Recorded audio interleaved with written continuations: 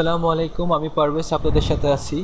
আমরা দেখতেছি কীভাবে সহজেই অফিস ম্যানেজমেন্ট প্রোগ্রাম এর কাজগুলো করা যায়।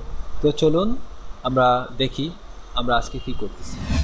আচ্ছা, আজকে আমরা এখানে হোম ট্যাবের ক্লিপবোর্ড গ্রুপ থেকে আবার শুরু করতেছি।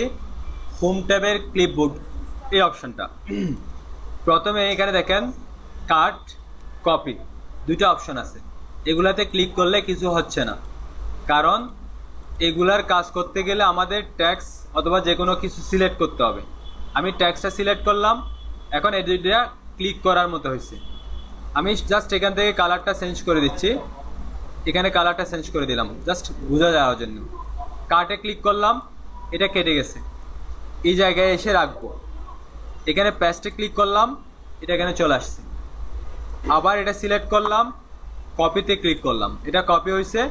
এখানে এসে মাউস রাখলাম, এরপর পেস্টে ক্লিক করলাম, পেস্ট হয়েছে।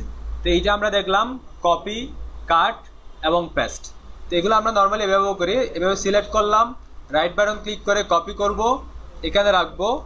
এখানে এসে মাউস ক্লিক করলাম, রাইট বাটন ক্লিক করে পেস্ট করলাম, এটা পেস্ট হলো। এরপরে এটা আবার সিলেক্ট করলাম, রাইট বাটন ক্লিক করে কাট করলাম, এখানে রাখবো, রাইট বাটন ক্লিক করে পেস্ট করলাম, সেম টেক্সটটা এখানে চলে আসছে।